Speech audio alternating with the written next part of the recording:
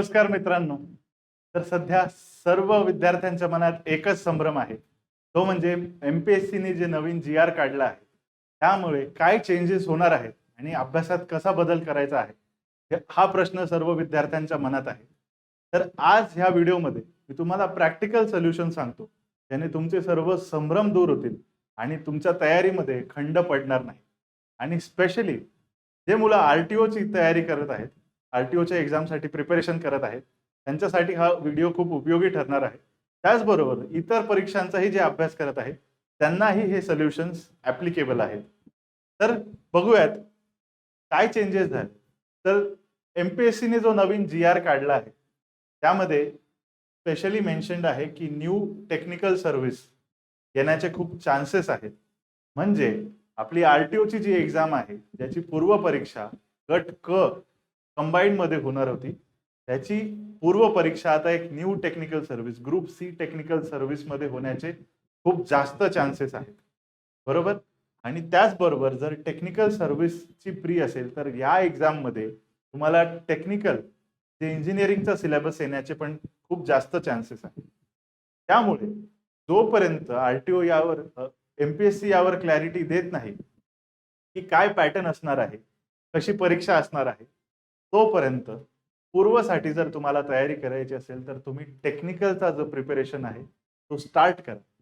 कारण टेक्निकल जर पूर्वमध्ये आलं, तर तुमची तयारी पाहिजे. जर तुम्ही ऑलरेडी अभ्यासाला सुरुवात केलेली असेल, नॉन टेक्निकल सब्जेक्ट जी-एसचा जर तुम्ही स्टार्ट केलेला असेल अभ्यास, तर तो तुम्हाला नक्की कामी येईल. पण जर तुम्ही टेक्निकल सब्जेक्ट्सचं प्रिपरेशन केलं नसेल आणि पॅटर्न चेंज झाला आणि टेक्निकल इन्क्लूड झालं पूर्व परीक्षेमध्ये, तर तुम्हाला अडचणीला सामोरं जावं लागेल. त्यामुळे आतापासून टेक्निकल सब्जेक्टचं प्रिपरेशन करा. बरोबर? बरोबर. प्रिलिमचा जोपर्यंत आपल्याला क्लॅरिटी येत नाही, तोपर्यंत आपण काही सांगू शकत नाही. पण आपली जी मेन्स एक्झाम आहे, बरोबर? मेन्समध्ये चेंजेस खूप कमी होण्याचे चान्सेस आहेत. कारण मेन्स ही टेक्निकल असणार आहे. मेकॅनिकल आणि ऑटोमोबाईल इंजिनिअरिंगचा पार्ट आहे. त्यामध्ये चेंजेस झाले तर थोडंफार सिलेबसमध्ये कमी जास्त होऊ शकतं. एखादा 2 टॉपिक इकडे-तिकडे. खूप मेजर चेंजेस मेन्समध्ये मला तरी वाटतं की हे पॉसिबल नाही. त्यामुळे तुम्ही मेन्सचा अभ्यास आत्तापासून स्टार्ट करा. प्रीची क्लॅरिटी येत नाही तोपर्यंत टेक्निकलचा अभ्यास चालू ठेवा. ज्यावेळेस प्रीची आपल्याला क्लॅरिटी येईल, त्यावेळेस आपण डिसिजन घेऊ शकतो की प्रीचं प्रिपरेशन कसं करायचं. आणि मेन्सचा अभ्यास जर तुम्हाला करायचा असेल, तर स्वाध्याय अकॅडमीची आपली मेन्सची बॅच ऑलरेडी लॉन्च झालेली आहे. 2,999 ही पहिल्या 100 विद्यार्थ्यांसाठी आपण लॉन्च ऑफर ठेवलेली आहे. त्यामध्ये 70 ते 75 ॲडमिशन ऑलरेडी झालेले आहेत. खूप कमी सीट्स अवेलेबल आहेत.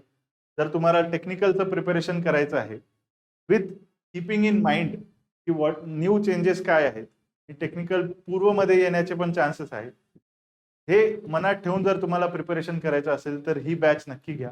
मी माझ्या अनुभवावरून सांगतोय की महाराष्ट्रात ही सगळ्यात क्वालिटी बॅच आहे. ठीक आहे, ही बॅच तुम्ही नक्की बघा. याचे डेमो बघा स्वाध्याय अकॅडमीच्या ॲपवर जाऊन. इथे तुम्हाला एक नोट्सचं सॅम्पल मी तुम्हाला दाखवतो. नोट्सचा एक सॅम्पल तुम्हाला इथे दाखवतो, जेणेकरून तुम्हाला लक्षात येईल. हे सगळ्या notes quality sources, standard sources reference बुकमधनं घेतलेल्या आहेत. ठीक आहे. आणि ह्या ज्या बुक्स आपण रेफर करून ज्या नोट्स बनवलेल्या आहेत, त्यामध्ये अनेक एमसीक्यूज असे आहेत की जे डिरेक्टली एक्झाममध्ये आलेले आहेत. तर मेन्सचं जर आणि स्पेशली टेक्निकलचं जर तुम्हाला प्रिपरेशन करायचं आहे, तर ही बॅच तुमच्यासाठी एक वन स्टॉप सोल्युशन ठरू शकते. याचबरोबर आपण YouTubeवर एक PYQ सिरीज येत्या 3 ते 4 दिवसात चालू करणार आहोत. त्यामध्ये आपण टेक्निकल म्हणजे महाराष्ट्र इंजिनिअरिंग सर्व्हिसेस एम-पी-एस-सी मध्ये अनेक ज्या टेक्निकल एक्झाम्स आहेत, आर-टी-ओचे प्रिव्हियस इयर क्वेश्चन्स आहेत, ते सगळे आपण इथे सॉल्व्ह करणार आहोत आणि त्या क्वेश्चन्स थ्रू आपण कॉन्सेप्ट शिकणार आहोत. आणि अन्य जे काही एक्झाम्स आहेत मेकॅनिकल इंजिनिअरिंगशी रिलेटेड, त्याच्यातनं आपण एमसीक्यूज इथे आपण घेणार आहोत. डेली 10 एमसीक्यूचं आपलं टार्गेट असणार आहे.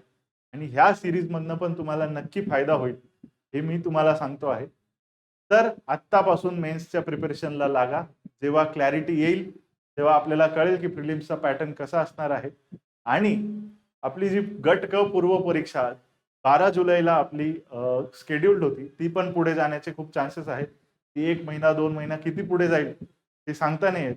पण तोपर्यंत तुम्ही मेन्सचं प्रिपरेशन नक्की कंप्लीट करा, खूप व्यवस्थित प्रिपरेशन करा आणि हा टेक्निकलचा अभ्यास तुम्हाला पूर्वमध्ये नक्की कामात येणार आहे. एवढंच सांगतो आणि आज इथे थांबतो. आणि ह्या आपल्या YouTube सिरीजला, PYQ सिरीजला नक्की फॉलो करा आणि स्वाध्याय अकॅडमीवर जाऊन आपली बॅच नक्की डेमो बघा. तुम्हाला लक्षात येईल की क्वालिटी काय असते टीचिंगची. तर थँक यू.